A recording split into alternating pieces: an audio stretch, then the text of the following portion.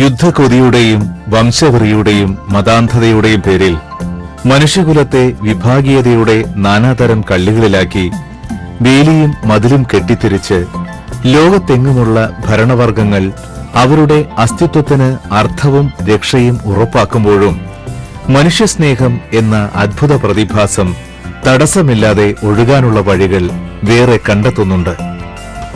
മതഗ്രന്ഥങ്ങളും പ്രവാചകന്മാരും കാട്ടിത്തന്ന സന്മാർഗങ്ങളിൽ ആസുരശക്തികൾ കലർത്തിയ വിഷദ്രാവകങ്ങൾക്ക് ആ സ്നേഹപ്രവാഹത്തെ പൂർണ്ണമായും ദുഷിപ്പിക്കാൻ ഇനിയും കഴിഞ്ഞിട്ടില്ല.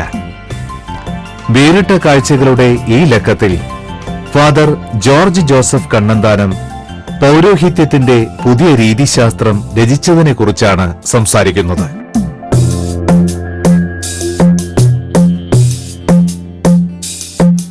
പ്രകൃതി ദുരന്തങ്ങൾ നമുക്ക് പിടിച്ചു നിർത്താൻ പറ്റില്ലായിരിക്കാം. പക്ഷേ ആ ദുരന്തങ്ങളിൽ ആൾക്കാരെ ഒരു സ്ഥിരമായ ദുരിതത്തിലേക്ക് പോകാതെ നമുക്ക് തീർച്ചയായിട്ടും അവരെ സംരക്ഷിക്കുവാനും അവരെ നമുക്ക് സഹായിക്കുവാനും സാധിക്കും. അപ്പോൾ അങ്ങനെ ഏറ്റവും ആദ്യത്തെ ഞങ്ങളുടെ അനുഭവം സുനാമിയിലാണ്. 1,16,000-ഓളം ആൾക്കാർ 8 രാജ്യങ്ങളിലായിട്ട് മരിച്ച ഈ സുനാമിയുടെ അനുഭവങ്ങൾ അത് കണ്ടറിഞ്ഞ് പിറ്റേ ദിവസം തന്നെ കടലിലേക്ക് പോകാൻ സാധിച്ചു. ആദ്യത്തെ കുറേ ദിവസങ്ങളിൽ ഞങ്ങളുടെ വോളണ്ടിയേഴ്സ് സത്യം പറഞ്ഞാൽ അവിടെ മരിച്ച ആൾക്കാരുടെ ശവശരീരങ്ങൾ കണ്ടെത്തുക, അത് മറയ്ക്കുക എന്നുള്ള കാര്യമാണ് ചെയ്തത്. പക്ഷെ അവിടുത്തെ ആൾക്കാർ 23-ാം ദിവസം കടലിലേക്ക് പുതിയ ബോട്ടുകൾ വാങ്ങി മത്സ്യം പിടിക്കുവാനായിട്ട് പറഞ്ഞുവിടാൻ സാധിച്ചു എന്നുള്ളത് ആരും ഞങ്ങളുടെ ഏറ്റവും വലിയ നേട്ടം. പിന്നെ അവിടെ ഏകദേശം 100ഓളം വീടുകൾ പണിയുവാനായിട്ട് സാധിച്ചു. ഏകദേശം 100ഓളം പുതിയ ബോട്ടുകൾ കൊടുക്കാൻ സാധിച്ചു. അപ്പോൾ ആൾക്കാർക്കൊരു പ്രതീക്ഷ കൊടുക്കുക, ആ ദുരിതത്തിൽ നിന്ന് അവരെ കരകയറ്റി ഒരു പുതിയ ജീവിതത്തിലേക്ക് നയിക്കുവാൻ സാധിക്കുക, അതാണ് ഞങ്ങളുടെ വലിയ സന്തോഷം. ഇതേ കാര്യമാണ് 2015 ഏപ്രിൽ 25-ാം തീയതി നേപ്പാളിൽ ഭൂകമ്പം ഉണ്ടാകുമ്പോൾ 2-3 ദിവസത്തിനുള്ളിൽ ഇവിടെ ഞങ്ങൾ വന്നു. ധാരാളം ആൾക്കാർക്ക് ഞങ്ങൾ താൽക്കാലിക വീടുകൾ ഉണ്ടാക്കുവാൻ സാധിച്ചു. ഏകദേശം 600ഓളം ടെമ്പററി വീടുകൾ ഇവിടെ പണിത് അവർക്ക് താമസിക്കാനുള്ള സൗകര്യങ്ങൾ ഉണ്ടാക്കി കൊടുത്തു. അത് കഴിഞ്ഞ് 65ഓളം പെർമനന്റ് വീടുകൾ അവർക്കായിട്ട് നിർമ്മിച്ചു. അതുപോലെ തന്നെ ഇവിടുന്ന് ധാരാളം കുട്ടികളെ അവരുടെ വീടുകളും ഒക്കെ നശിച്ചു പോയി പഠിക്കുവാൻ വകയില്ലാത്ത ഏകദേശം 40ഓളം 10ാം ക്ലാസ്സും +2 ഒക്കെ കഴിഞ്ഞ കുട്ടികളെ ബാംഗ്ലൂർ എക്കോയുടെ hotel management program, nursing program അതിലേക്കൊക്കെ ആൾക്കാരെ കൊണ്ടുവന്ന് അവർക്ക് വിദ്യാഭ്യാസം കൊടുക്കുവാനും ഇന്ന് അവരൊക്കെ തിരിച്ച് നേപ്പാളിലേക്ക് വന്ന് അതുപോലെ തന്നെ പല സ്ഥലങ്ങളിലായിട്ട് ലോകത്തിലെ പല രാജ്യങ്ങളിലേക്ക് അവർ പോയി ഒരു ജീവിത മാർഗം അവർക്ക് കണ്ടെത്തുവാൻ സാധിച്ചു. അതുപോലെ അവരുടെ കുടുംബത്തെ നോക്കുവാൻ സാധിക്കുന്നു. ഇതുപോലെ തന്നെ കേരളത്തിൽ 2018 അവിടെ ഫ്ലഡ് ഉണ്ടായപ്പോൾ അവിടുത്തെ ദുരിതം എത്ര വലുതാണെന്ന് മനസ്സിലാക്കുകയും ബാംഗ്ലൂരിൽ നിന്ന് ഏറ്റവും അടുത്തുള്ള വയനാട്ടിലേക്ക് ഞങ്ങൾ പോയി പ്രവർത്തനം ആരംഭിച്ചു. അപ്പോൾ അവിടെ ചെന്നപ്പോഴും ഏറ്റവും പ്രധാനപ്പെട്ട ആവശ്യം ആൾക്കാരുടെ വീടുകൾ പോയി അവർക്ക് താമസിക്കാനുള്ള സൗകര്യങ്ങളില്ലാത്തതുകൊണ്ട് നേപ്പാളിലെ പോലെ തന്നെ ഉള്ള ഒരു താൽക്കാലിക വീടുകൾ അവിടെയും നമുക്ക് ഉണ്ടാക്കാനായിട്ട് സാധിച്ചു. ഏകദേശം 330ഓളം താൽക്കാലിക വീടുകളോളം പണിതു. ഇപ്പോഴും ഞങ്ങൾ ഏകദേശം 25ഓളം പെർമനന്റ് വീടുകൾ 5 ലക്ഷം രൂപ വിലയുള്ള 500 സ്ക്വയർ ഫീറ്റിന്റെ വീടുകൾ ഇപ്പോൾ നിർമ്മിച്ചുകൊണ്ടിരിക്കുകയാണ്. കോട്ടയം ജില്ലയിൽ കാഞ്ഞിരപ്പള്ളിക്കടുത്ത് മണിമലയിൽ അധ്യാപകനും വിൻസെന്റ് ഡി പോൾ സൊസൈറ്റിയുടെ പ്രവർത്തകനുമായ ജോസഫിന്റെയും ബ്രിജിത്തയുടെയും 8ാമത്തെ മകനായി ജനിച്ച ജോർജ് സമൂഹത്തിലെ സാമാന്യ സമ്പന്നതയിൽ നിന്ന് ബഹുദൂരം അകലെ അന്നന്നത്തെ അന്നത്തിന് പോലും വകയില്ലാതെ കഴിയുന്ന അഗതികൾക്ക് ഒരു നേരത്തെ അരി എത്തിക്കുക എന്നത് ഒരു വ്രതമായി എടുത്ത പിതാവിനെ കണ്ടാണ് വളർന്നത്. പിതാവ് ചെയ്യുന്നതെല്ലാം പുത്രനും അവണ്ണം ചെയ്യുന്നു എന്ന യോഹന്നാന്റെ വാക്യം ഓർമ്മിപ്പിക്കുന്ന മട്ടിൽ സ്കൂൾ കാലം കഴിഞ്ഞപ്പോൾ ദൈവശാസ്ത്രം പഠിക്കാനും പരിശീലിക്കാനും ജോർജ് സെമിനാരിയിൽ ചേർന്നു. തുടർന്നുള്ള ജീവിതം മുഴുവൻ ക്രിസ്തീയതയുടെ അടിസ്ഥാന തത്വത്തിൽ സഹായം ആവശ്യമുള്ളവരുടെ കൂടെയായിരുന്നു. സ്വയാർജിതവും പ്രകൃതി നൽകിയതുമായ രോഗങ്ങൾ അനാഥമാക്കിയവർ, അവിചാരിതമായ അത്യാഹിതങ്ങളാൽ ജീവിതം ആത്മഹത്യാ മുനമ്പിൽ എത്തി നിൽക്കുന്നവർ തുടങ്ങി ലോകത്തെവിടെയുമുള്ള ദുരിതബാധിതരെ സഹായിക്കാൻ സഞ്ചരിച്ചുകൊണ്ട് ഇദ്ദേഹം പൗരോഹിത്യത്തെ പള്ളിയുടെ ചുമരുകൾക്കകത്തുനിന്ന് മോചിപ്പിച്ചു. എൻ്റെ പപ്പ ഒരു വിൻസെന്റ് പോൾ സൊസൈറ്റി പ്രവർത്തനമായിരുന്നു. ആ പപ്പ ഒരു സ്കൂൾ ടീച്ചർ ആയിരുന്നുകൊണ്ട് എല്ലാ വെള്ളിയാഴ്ചയും സ്കൂളിൽ നിന്ന് വരുമ്പോൾ അരി വാങ്ങിച്ചുകൊണ്ട് വരും. അരി വാങ്ങിച്ച് ചുമന്ന് വീട്ടിൽ കൊണ്ടുവരും. ഞായറാഴ്ച പള്ളിയിൽ പോകുമ്പോൾ ഇത് പ്രാർത്ഥനയൊക്കെ കഴിഞ്ഞിട്ട് വിൻസെന്റ് പോൾ സൊസൈറ്റി ആൾക്കാരെല്ലാം കൂടി ചേർന്നിട്ട് പാവപ്പെട്ടവരുടെ വീടുകളിൽ പോയിട്ട് ഈ അരി കൊടുക്കും. അപ്പം ഇത് കണ്ട് വളർന്ന എൻ്റെ മനസ്സിൽ ഇങ്ങനെ ആൾക്കാരെ സഹായിക്കാൻ പറ്റുമെന്ന് നല്ലതാണല്ലോ എന്നുള്ളൊരു ആഗ്രഹം എനിക്കുണ്ടായി. അപ്പം അതിൽ നിന്നാണ് സത്യം പറഞ്ഞാൽ മറ്റുള്ളവരെ സഹായിക്കാനുള്ള ഒരു ജീവിതത്തിലെ ഏറ്റവും നല്ലൊരു കാര്യം എങ്ങനെ ഉള്ളൊരു ജീവിതം തിരഞ്ഞെടുത്താൽ ആണ് നടക്കുക എന്നൊക്കെയുള്ള ചിന്തയിലാണ് ഒരു അച്ഛനായി കഴിഞ്ഞാൽ ഇതിനൊക്കെ ആൾക്കാരെ സഹായിക്കാൻ പറ്റും എന്നുള്ള ചിന്തയിലേക്ക് വന്നിട്ടാണ് ഞാനൊരു പുരോഹിതനാകാനായിട്ട് ആഗ്രഹിച്ചത്. ഒരു സ്റ്റുഡൻ്റ് 1988 ഒരു സാമൂഹ്യ പ്രസ്ഥാനം ആദ്യം ഞാൻ ആരംഭിച്ചപ്പോൾ അതിന് പേര് കൊടുത്തത് ഹോപ്പ് എന്നാണ്, പ്രതീക്ഷ. മനുഷ്യൻ്റെ എല്ലാ പ്രതീക്ഷകളും നഷ്ടപ്പെടുന്ന അവസരങ്ങളാണ് പ്രകൃതി ദുരന്തങ്ങളുടെ അവസരങ്ങൾ. അപ്പോൾ ആ അവസരത്തിൽ നമ്മുടെ ജീവിതത്തിലേക്ക് ആരെങ്കിലും ഒന്ന് കടന്നു വരാനുണ്ടെങ്കിൽ നമ്മുടെ ദൈവവിശ്വാസവും മനുഷ്യവിശ്വാസവും ഒക്കെ നമുക്ക് നിലനിർത്താൻ സാധിക്കുകയുള്ളൂ. അപ്പോൾ അതുകൊണ്ടാണ് എവിടെ ദുരന്തങ്ങളുണ്ടായാലും അവിടെ ഓടിച്ചെല്ലണം. മനുഷ്യൻ്റെ ആ ഒരു കഷ്ടപ്പാടിൻ്റെ അവസരത്തിൽ അവിടെ ജീവിതത്തിൽ ഒരു പ്രതീക്ഷ നൽകണമെന്നുള്ളൊരു ആഗ്രഹം എൻ്റെ ജീവിതത്തിൽ എന്നും ഉണ്ടായിരുന്നു. പ്രകൃതി ദുരന്തങ്ങൾക്ക് വേണ്ടി പ്രവർത്തിക്കുന്ന ഒരു സംഘടന അല്ല ഹോപ്പ്. പക്ഷേ എവിടെയൊക്കെ പ്രകൃതി ഉണ്ടാകുന്നോ അവിടെയൊക്കെ കടന്നു ചെന്ന് അവരുടെ പ്രയാസത്തിൽ പങ്കെടുത്ത് നമ്മളെ കൊണ്ട് ചെയ്യാൻ പറ്റുന്ന സഹായങ്ങൾ ചെയ്യണം നമ്മൾ ആഗ്രഹിക്കാറുണ്ട്, നമ്മൾ ചെയ്യാറുണ്ട്. പക്ഷേ ഇല്ലാത്ത സമയത്ത് നമ്മൾ ചെയ്യുന്നത് സമൂഹത്തിൽ ഏറ്റവും പെരിഫറീസിൽ താമസിക്കുന്ന ആൾക്കാർ, ഇപ്പോൾ ഫ്രാൻസിസിൻ്റെ വാക്കുകൾ പറഞ്ഞാൽ സമൂഹത്തിൻ്റെ ഏറ്റവും അതിരുകളിൽ താമസിക്കുന്ന ആൾക്കാർ, അത് മദ്യപാനികൾ, ഡ്രഗ് അഡിക്ട്സ്, അതുപോലെ HIV/AIDS ബാധിച്ച ആൾക്കാർ, അന്ധരായ ആൾക്കാർ. അപ്പോൾ ഇങ്ങനെയുള്ള കാര്യങ്ങൾക്ക് വേണ്ടിയിട്ടാണ് ഹോപ്പിൻ്റെ സാധാരണ പ്രവർത്തനങ്ങൾ നമ്മൾ ചെയ്യാറുള്ളത്.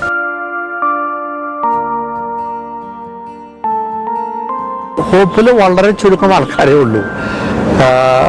എൻ്റെ കൂടെ ഇപ്പോൾ വർക്ക് ചെയ്യാനായിട്ട് എൻ്റെ കൂട്ടത്തിലൊരു ഫാദറും കൂടെ ഉണ്ട്, ഫാദർ മാരിയോ. അതുപോലെ എൻ്റെ സ്റ്റാഫായിട്ട് കഴിഞ്ഞ് 20 വർഷമായിട്ട് പ്രവർത്തിക്കുന്ന സിബു ജോർജ്. ഇവർ രണ്ടുപേരാണ് ഇപ്പോൾ എൻ്റെ കൂടെ ജോലി ചെയ്യുന്നത്.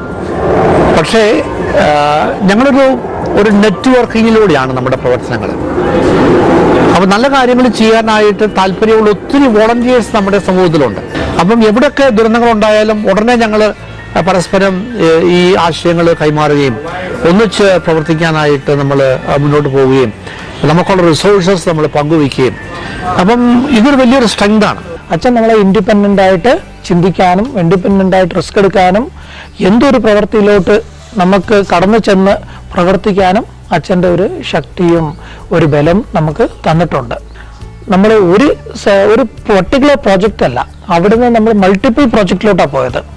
നമുക്ക് നമ്മുടെ ഈ 2 ആൾ ശക്തി കൊണ്ട് നമുക്ക് പല പ്രോജക്റ്റും നമുക്ക് ചെയ്യാൻ പറ്റി. മനുഷ്യൻ്റെ ഏറ്റവും പ്രധാനപ്പെട്ട ഒരു ആവശ്യമാണ് സ്വന്തമായിട്ട് വീടുണ്ടാകുന്നത്. അപ്പം ഞാൻ അച്ഛനായപ്പോൾ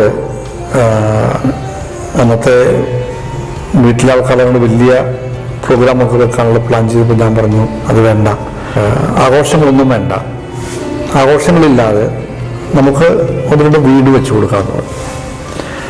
അപ്പോൾ വീട്ടുകാർ വളരെ സന്തോഷമായിട്ട് അതിന് സഹകരിച്ച് എൻ്റെ പപ്പായും അമ്മച്ചിയും ഒക്കെ ചേർന്നിട്ട് അന്ന് 3 വീടുകൾ ഉണ്ടാക്കി കൊടുത്ത് അതിൻ്റെ താക്കോൽ ദാനം നൽകിയാണ് എൻ്റെ പൗരോഹിത്യ ജീവിതത്തിൻ്റെ ആരംഭം. കഴിഞ്ഞ വർഷം ഞാൻ 25 വർഷം വൈദികനായിട്ട് കംപ്ലീറ്റ് ചെയ്യുന്ന അവസരത്തിലും ആഘോഷം വെക്കാൻ തുടങ്ങിയപ്പോൾ ഞാൻ പറഞ്ഞു വേണ്ട, നമുക്ക് വീടുകൾ വെക്കാം. അപ്പം അങ്ങനെ കഴിഞ്ഞ വർഷവും 3 വീടുകൾ നമുക്ക് വെച്ചു കൊടുക്കാൻ സാധിച്ചു. അതിലൊരാൾ ഒരു ബ്ലൈൻഡ് പയ്യനാണ്, 5 വയസ്സുള്ള അന്ധനായൊരു കുട്ടി. കഴിഞ്ഞ 25 വർഷം കൊണ്ട് 1300ഓളം വീടുകൾ ഉണ്ടാക്കി കൊടുക്കാൻ സാധിച്ചു എന്നുള്ളത് വലിയൊരു സന്തോഷമുള്ള കാര്യമാണ്. അസീസിയിലെ ഫ്രാൻസിസിന്റെയും കൊൽക്കത്തയിലെ മദർ തെരേസയുടെയും സ്മരണയിൽ ഡോക്ടർ ജോർജ് കണ്ണന്താനം സഹായഹസ്തം നീണ്ടു ചെല്ലേണ്ട ഇടങ്ങൾ കണ്ടെത്താൻ സ്ഥാപിച്ചിട്ടുള്ള ശൃംഖല പല രാജ്യങ്ങളിലുമായി പടർന്നു കിടക്കുന്നു. സെമിനാരിയിൽ പഠിക്കുമ്പോഴാണ് മദ്യാസക്തരെ വിഷവിമുക്തമാക്കാൻ ഉദ്ദേശിച്ച് ഹോപ്പ് എന്ന പ്രത്യാശാ സംഘം ആരംഭിച്ചത്. വടക്കൻ കർണാടകത്തിൽ ഈ സേവന സ്ഥാപനം തുടങ്ങിവെച്ച ചികിത്സാ കേന്ദ്രത്തിലൂടെ മനുഷ്യജീവിതത്തിലേക്ക് തിരിച്ചെത്തിയവരുടെ എണ്ണം 10,000-ലേറെ വരും. രൂഢമൂലമായ അന്ധവിശ്വാസത്താൽ സമൂഹത്തിൽ നിന്ന് നിഷ്കാസിതരായ കുഷ്ഠരോഗികൾക്കും HIV ബാധിതർക്കും താമസയോഗ്യമായ വീടുകളും തൊഴിൽശാലകളും ഫാദർ കണ്ണന്താനത്തിന്റെ ആവശ്യവും ആശയവും ആവിഷ്കാരവുമായിരുന്നു. 2015 ഏപ്രിൽ 25-നാണ് ഭൂകമ്പം ഉണ്ടായതും ഏകദേശം 8,000-ഓളം ആൾക്കാരോട് മരിച്ചു എന്നുള്ള വലിയ ഭീതിപ്പെടുത്തുന്ന വാർത്ത നമ്മളിലെത്തിയത്. അപ്പം സുനാമിയിൽ പോയി പ്രവർത്തിച്ചതിൻ്റെ അനുഭവം വെച്ചിട്ട് ഇങ്ങനെയുള്ള എന്ത് വിധത്തിലുള്ള പ്രശ്നങ്ങളുണ്ടായാലും അവിടേക്ക് കടന്നു ചെല്ലുന്നത് ആഗ്രഹത്തോടു കൂടി ഇന്ത്യയിൽ നിന്ന് അവൈലബിൾ ആയിരുന്ന ഏറ്റവും ആദ്യത്തെ ഫ്ലൈറ്റ് ഞങ്ങളുടെ കാഠ്മണ്ഡുവിലെത്തി. അപ്പോൾ ഇവിടെ വന്നപ്പോഴത്തേക്ക് ഒത്തിരി ഗ്ലോബൽ ഇങ്ങനെ വർക്ക് ചെയ്യുന്ന ആൾക്കാർ ഓൾറെഡി ഇവിടെ എത്തിയിട്ടുണ്ട്. പല സ്ഥലങ്ങളിലും പ്രവർത്തനങ്ങൾ നടക്കുന്നുണ്ട്. അപ്പോഴാണ് ഒരു പത്രത്തിലൊരു വാർത്ത ബോംബെ എന്നൊരാൾ അയച്ചു തന്നത്. ഇങ്ങനെ കാഠ്മണ്ഡു സിറ്റിയുടെ പുറത്തുള്ള ഒരു ഗ്രാമത്തിൽ കുറേ കുഷ്ഠരോഗികളുണ്ട്, അവരെ ആരും ഒന്നും ചെയ്യുന്നില്ല എന്നുള്ള വാർത്ത ഞങ്ങൾ കണ്ട് ഞങ്ങൾ ഈ സ്ഥലം ഇവിടെ അന്വേഷിച്ച് ഇവിടെ എത്തുകയായിരുന്നു. അപ്പോൾ ഇവർക്ക് ഏറ്റവും പ്രധാനമായിട്ട് അന്ന് ആവശ്യമായിട്ട് ആൾക്കാർ പറഞ്ഞത് ഇവർക്ക് താമസിക്കാനുള്ളൊരു താൽക്കാലിക വീടുണ്ടാകണമെന്നുള്ളതാണ്. ഡോം ടൈപ്പിലുള്ള 3 മണിക്കൂർ കൊണ്ട് നിർമ്മിക്കുവാൻ സാധിക്കുന്ന വീടുകൾ ഞങ്ങൾ ഉണ്ടാക്കാനായിട്ട് ഇവിടെ ആരംഭിച്ചു. അപ്പോൾ ഇതിൻ്റെ ഒരു പ്രത്യേകത എന്ന് വെച്ചാൽ എന്ത് ഭൂകമ്പം വന്നാലും ഇതിന് യാതൊന്നും സംഭവിക്കില്ല. ഇത് ടിന്നിൻ്റെ റൂഫാണ്. അപ്പം യാതൊരു രീതിയിലും അപകടങ്ങളില്ലാത്ത എന്നാൽ സുരക്ഷിതമായിട്ട് താമസിക്കാൻ പറ്റുന്ന ചെറിയ വീടുകളാണ് ഞങ്ങൾ ഡിസൈൻ ചെയ്തത്. I think when you think of the loss that happens when you lose a house, I mean you are devastated. You feel you have nothing to do, you lose hope. And when you give them assurance that okay, you will have some place to live, I think that is the biggest gift that you can give. Temporary, you give them food, you give them clothing and all that, that's temporary. But if you give them housing, that's a permanent thing. ഒത്തിരി ദുരിതങ്ങൾ കാണുന്നുണ്ടെങ്കിലും പലപ്പോഴും മനുഷ്യന്റെ ഈ അറിവുകൾ അവനെ തലയിലേക്ക് മാത്രം പോണേ. അത് ഹൃദയത്തിലേക്ക് പോയെങ്കിൽ മാത്രമേ അവനിൽ വ്യത്യാസങ്ങൾ ഉണ്ടാവുള്ളൂ. കാരണം അറിവ് മനുഷ്യനെ മാറ്റുന്നില്ല, അനുഭവങ്ങളും നമ്മളുടെ ഫീലിങ്സുമാണ് മനുഷ്യനെ സ്പർശിക്കുന്നതും മാറ്റുന്നതും. അപ്പോൾ നമ്മൾ പത്രങ്ങളിൽ വായിച്ചാലും ടി വിയിൽ കണ്ടാലും, പക്ഷേ യഥാർത്ഥത്തിൽ ഒരു ദുരന്തത്തിൻ്റെ അവസരത്തിലേക്ക് പോയി അവിടെ ആ മനുഷ്യൻ്റെ പച്ചയായ ജീവിതത്തിൻ്റെ പ്രയാസങ്ങൾ മനസ്സിലാക്കാനും അത് നമ്മുടെ ജീവിതത്തിൻ്റെ ഭാഗമാക്കി മാറ്റാനും സാധിച്ചെങ്കിൽ മാത്രമേ വ്യത്യാസങ്ങൾ ഉണ്ടാവുള്ളൂ. വീട് ആദ്യം ഒരു 10-30 വർഷം മുന്നേ പഴക്കമുള്ള വീടാണ്, ചെറിയ വീടായിരുന്നു. ആ ചെറിയ വീട് കഴിഞ്ഞ കാറ്റൊക്കെ വരും, മഴ വന്നപ്പം 2-3 വർഷം പൊളിഞ്ഞു വീണു. വാടകയ്ക്ക് പോകാനുള്ള ഇതില്ലാത്തതുകൊണ്ട് പഞ്ചായത്തിൽ അപേക്ഷിച്ച് പഞ്ചായത്തിൽ നിന്ന് വീട് പാസ്സായില്ല. അപ്പോൾ ഇങ്ങനെ ഒരു പ്രൊജക്റ്റ് വന്നത് ഭയങ്കര ഉപകാരപ്രദമായി, ഒരു വീടായി. சுனாமியில் பாதிக்கப்பட்டு அனைத்து வீடுகளும் போய்விட்டோம். அந்த நேரத்தில் நாங்கள் தத்தளித்த நேரத்தில் இந்த சுமலகிரி சாட்டில் வந்து எங்களை தொண்டு எடுத்து உங்களுக்கு வேண்டிய உதவிகளை செய்கிறேன்னு சொல்லிட்டு ஃபாதரு அம்மா அனைத்து பேரும் ஆதரவு கொடுத்தாங்க. அதன் அடிப்படையில் எங்களுக்கு டெண்டு கட்டி கொடுத்தாங்க, 28 டெண்டில் குடியிருந்தோம். அந்த பசிப்பட்டினியாக இருக்க காலகட்டங்களில் அவங்களுக்கு அந்த வீடு கட்டுற வரையிலும் அனைத்து உதவிகளும் செஞ்சாங்க. சாப்பாட்டுக்கு, போக்குவரத்து എല്ലാ വസതികളും ചെയ്തു കൊടുത്താங்க. എംപ്റ്റി നെസ്റ്റ് അഥവാ ഒഴിഞ്ഞുകൂട് എന്നത് ഒരു മനോരോഗത്തിന്റെ പേരാണ്. കുട്ടികളെ പൂറ്റി വലുതാക്കി സ്വയം അന്നം തേടി നേടാനും പറന്നകലാനും പ്രാപ്തരാവുമ്പോൾ മക്കളില്ലാതെ കാലിയാകുന്ന കൂട്ടിനകത്ത് കഴിയുന്ന മാതാപിതാക്കളെ ബാധിക്കുന്ന ഉപേക്ഷിത ഹൃദയങ്ങളുടെ ഏകാന്തത രോഗമാണത്. സ്വഗൃഹത്തിൽ നിന്ന് പല കാരണങ്ങളാലും പുറത്താക്കപ്പെട്ടവരെ പുനരധിവസിപ്പിക്കാൻ താൻ നടത്തുന്ന പരിശ്രമങ്ങളെക്കുറിച്ച് സാമൂഹ്യശാസ്ത്രത്തിൽ ഗവേഷണ ബിരുദമുള്ള ഡോക്ടർ കണ്ണന്താനം എഴുതിയ പുസ്തകത്തിന്റെ പേരും അതുതന്നെയാണ്, ദി എംപ്റ്റി നെസ്റ്റ്. ആരുടെയും മനസ്സുകൾ അനാഥമായി ഒഴിഞ്ഞുകിടക്കരുത് എന്നാണ് യേശുവിന്റെ ഈ അനുയായി ആഗ്രഹിക്കുന്നത്. സമ്പത്ത് വളരെ പ്രധാനപ്പെട്ട ഒരു ഘടകമാണെങ്കിൽ പോലും ഒരിക്കലും സമ്പത്തിൻ്റെ ഒരു ബേസിസിലല്ല നമ്മുടെ ഒരു സോഷ്യൽ ഇൻവോൾവ്മെൻറ്റ്. ഞങ്ങൾ സുനാമിക്ക് പ്രവർത്തിക്കാൻ പോകുമ്പോൾ ഞങ്ങൾ ആരംഭിച്ചത് അന്ന് ഞങ്ങളുടെ കയ്യിലുള്ള കുറച്ച് മരുന്നും ഞങ്ങളുണ്ടാക്കിയ കുറച്ച് ചപ്പാത്തിയുമായിട്ടാണ് ആദ്യം ഞങ്ങൾ കടലൂരേക്ക് പോകുന്നത്. നേപ്പാളിലേക്ക് പോരുമ്പോൾ ഒരു ടിക്കറ്റ് എടുക്കാൻ പൈസ ഇല്ലാത്തതുകൊണ്ട് ഞാനൊരു ട്രാവൽ ഏജൻസി വിളിച്ച് ഒരു കടത്തിൽ ഒരു ടിക്കറ്റ് വാങ്ങിച്ചിട്ടാണ് ഞാൻ നേപ്പാളിലേക്ക് വരുന്നത്. കേരളത്തിൽ ദുരന്തം ഉണ്ടായപ്പോൾ ഞങ്ങളുടെ ബാങ്ക് അക്കൗണ്ട് 3800 രൂപയായിരുന്നു. അപ്പോൾ ഞാൻ ഒരിക്കലും വിശ്വസിക്കുന്നില്ല സമ്പത്താണ് നമ്മുടെ ഒരു സാമൂഹ്യ ഇടപെടലിൻ്റെ ഒരു ഫൗണ്ടേഷൻ എന്ന്. മനുഷ്യൻ്റെ വേദന അത് മനസ്സിലാക്കി അറിഞ്ഞ് എന്തെങ്കിലും ചെയ്യണമെന്നുള്ള ഒരു താല്പര്യം, ഒരാവേശവുമാണ് നമ്മുടെ ഹൃദയത്തിൻ്റെ അകത്ത്. ആ ഒരു വേദന ഉണ്ടാകണം, അപ്പോൾ എന്തെങ്കിലും ചെയ്യണമെന്നുള്ള ആ ഒരു അഗാധമായിട്ടുള്ളൊരു ഫീലിംഗ് ഉണ്ടാകും. അപ്പോൾ അവിടെ നിന്ന് നമ്മൾ ആരംഭിച്ചു കഴിഞ്ഞാൽ നമ്മൾ പ്രവർത്തനങ്ങളിലേക്ക് ഇടപെടുമ്പോൾ നമുക്ക് ആവശ്യമുള്ള എല്ലാ സാമ്പത്തിക സഹായങ്ങളും നമ്മുടെ കയ്യിൽ വന്നെത്തും. സുനാമിക്ക് ഒന്നുമില്ലാതെ ഞങ്ങൾ ആരംഭിച്ചെങ്കിലും ഏകദേശം 8 കോടിയോളം രൂപ നമുക്ക് പല വ്യക്തികളുടെ സഹായമായിട്ടും ഗ്ലോബലായിട്ടുള്ള പല ഫണ്ടിങ് ഏജൻസികളുടെ കോൺട്രിബ്യൂഷനായിട്ടും ഒക്കെ നമുക്ക് ലഭിച്ചിട്ടുണ്ട്. ഈ ലോകം ഒരിക്കലും മോശമല്ല. മനുഷ്യ സമൂഹം എന്ന് പറയുന്നത് ഒരു നന്മയുടെ സമൂഹമാണ്.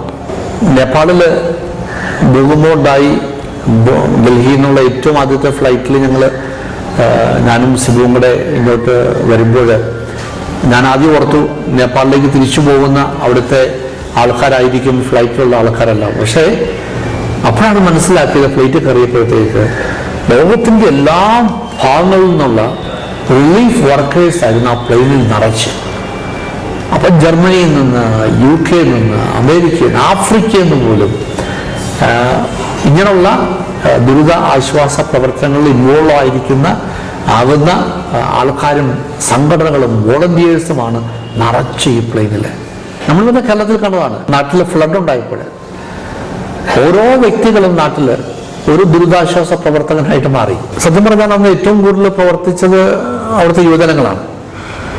അപ്പോൾ നമ്മളൊരു സ്റ്റൈലിഷായിട്ട് നടക്കുന്ന യുവജനങ്ങളാണ് എന്ന് എഴുതി തള്ളിയ അവർ തന്നെയാണ് അന്ന് ഏറ്റവും സീരിയസ് ആയിട്ട് മുന്നോട്ട് വന്ന് അവരുടെ എല്ലാ ശക്തിയും ഉപയോഗിച്ച് എല്ലാ കാര്യങ്ങളിലേക്കും എല്ലാ സ്ഥലങ്ങളിലേക്കും കടന്നു ചെന്ന് സാധനങ്ങൾ കളക്ട് ചെയ്ത് റിസ്ക് എടുത്ത് ഓരോ സ്ഥലങ്ങളിലേക്ക് പോയി ആൾക്കാരെ രക്ഷിച്ചത് നമ്മുടെ യുവജനങ്ങളാണ്. അതുപോലെ തന്നെ നമ്മൾ പലപ്പോഴും മൊബൈലിനെ കുറിച്ച് കംപ്ലൈൻറ്റ് ചെയ്യുന്ന ഒരു അവസരത്തിൽ ഈ പ്രളയം ഉണ്ടായപ്പോഴത്തേക്ക് സകല തമാശ പരിപാടികളും മാറ്റിവെച്ച് പ്രളയത്തിൻ്റെ ദുരന്തത്തിൻ്റെ കാര്യങ്ങൾ മാത്രം സഹായിക്കാനുള്ളൊരു ഉപകരണമാക്കി അവർക്ക് മൊബൈലിനെ മാറ്റാനായിട്ട് സാധിച്ചു, ഫേസ്ബുക്കിനെ മാറ്റാനായിട്ട് സാധിച്ചു. അതുകൊണ്ട് തന്നെയാണ് ധാരാളം ആൾക്കാരുടെ ജീവിതവും നമുക്ക് രക്ഷപ്പെടുത്താൻ സാധിച്ചത്. പല ദുരന്തങ്ങളിൽ ഏർപ്പെട്ടുകൊണ്ട് ഞങ്ങൾക്കറിയാം ധാരാളം കാര്യങ്ങൾ വോളണ്ടിയേഴ്സിന് ചെയ്യാനായിട്ട് സാധിക്കും. ഇന്ന് ദുരന്തങ്ങൾ സാധാരണ കാണുന്ന ഒരു കാര്യമായി മാറിയതുകൊണ്ട് എല്ലാ ലേഔട്ടിലും എല്ലാ പഞ്ചായത്തിലും നമുക്കൊരു ടാസ്ക് ഫോഴ്സ് ക്രിയേറ്റ് ചെയ്യേണ്ട ആവശ്യമാണ്. ദുരന്തങ്ങളുടെ സമയത്ത് എഫക്റ്റീവായിട്ട് പ്രവർത്തിക്കുന്നത് നമുക്ക് ഇൻഫർമേഷൻ, അറിവ് വേണം.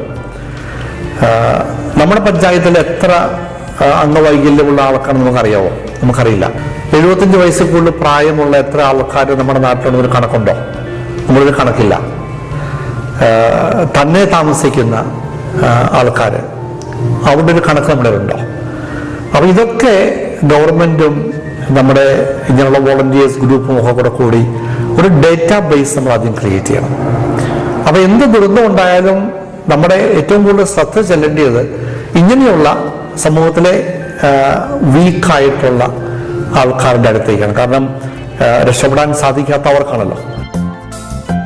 മാനവരാശിയിലെ വലിയൊരു വിഭാഗത്തെ ബാധിച്ചിട്ടുള്ള അന്ധതയിലേക്ക് മനുഷ്യസ്നേഹികളുടെ കണ്ണു തുറപ്പിക്കാനാണ് father Kannanthanam the project vision എന്ന പ്രചരണാത്മക പരിപാടി തുടങ്ങിവെച്ചത്. പൂർണ്ണമായ അന്ധതയിൽ കഴിയുന്ന 3,90,00,000 ആളുകൾ ഉൾപ്പെടെ 28,50,00,000 പേർക്ക് ലോകത്താകമാനം കാഴ്ചാ പ്രശ്നങ്ങൾ ഉണ്ടെന്നിരിക്കെ നേത്രദാനത്തിന്റെ പ്രാധാന്യം എത്ര പ്രചരിപ്പിച്ചാലും അധികമാവില്ല. ക്രിസ്തുവിന്റെ സന്ദേശം പോലെ രാജ്യാതിർത്തികളുടെ തടസ്സങ്ങളില്ലാതെ വ്യാപിക്കുന്ന ഡോക്ടർ ജോർജ് കണ്ണന്താനത്തിന്റെ സ്നേഹമാർഗങ്ങൾ പല നാടുകളിലേക്കും ആവശ്യാനുസരണം ഒഴുകിപ്പോകുന്നു. ഹോപ്പിൻ്റെ ലേറ്റസ്റ്റ് പ്രോജക്റ്റ് എന്ന് പറയുന്നത് പ്രോജക്റ്റ് വിഷനാണ്. കാഴ്ച കൊടുക്കുവാനുള്ള ഒരു പദ്ധതി, അതാണ് പ്രോജക്റ്റ് വിഷൻ. ലോകത്തിൽ 4 കോടിയോളം ആൾക്കാർ അന്ധരായിട്ടുണ്ട്. അതിൽ 20% ആൾക്കാർക്ക് വീണ്ടും കാഴ്ച ലഭിക്കുവാൻ സാധിച്ചു, മരണശേഷം ആൾക്കാർ അവരുടെ കണ്ണുകൾ ദാനമായിട്ട് നൽകുകയാണെങ്കിൽ. പക്ഷെ വളരെ ചുരുക്കം ആൾക്കാർ മാത്രമേ ഇന്ന് അവരുടെ കണ്ണുകൾ ദാനമായിട്ട് നൽകുന്നുള്ളൂ. ഇന്ത്യയിൽ കഴിഞ്ഞ വർഷം 90 ലക്ഷം ആൾക്കാർ മരിച്ചെങ്കിലും വെറും 30,000 ആൾക്കാർ മാത്രമാണ് അവരുടെ കണ്ണുകൾ ദാനം ചെയ്തത്. അപ്പോൾ പ്രോജക്റ്റ് വിഷൻ്റെ ഇപ്പോഴത്തെ ഞങ്ങളുടെ പദ്ധതി എന്ന് പറയുന്നത് ലെറ്റ് എവറി വൺ സീ, എല്ലാവരും കാണട്ടെ എന്നുള്ള ആ ഒരു ഉദ്ദേശമാണ്. കാരണം കാഴ്ചയില്ലെങ്കിൽ നമ്മുടെ ജീവിതത്തിൻ്റെ പ്രയാസം നമുക്ക് മനസ്സിലാക്കാൻ സാധിക്കുന്ന കാര്യമാണല്ലോ. അപ്പം കാഴ്ച ലഭിക്കുവാൻ സാധിക്കുകയും എന്നാൽ മരിക്കുന്ന ആൾക്കാർ ഈ ഒരു നല്ല കാര്യം ചെയ്യാതിരിക്കുകയും ചെയ്യുന്ന അവസ്ഥ മാറി എല്ലാവർക്കും കാണുവാനുള്ള ഒരു അവസരം ലോകത്തിൽ ഉണ്ടാകണം എന്നുള്ള ആ ഒരു വലിയ സ്വപ്നമാണ് ഇന്ന് ഞങ്ങളെ മുന്നോട്ട് നയിക്കുന്നത്.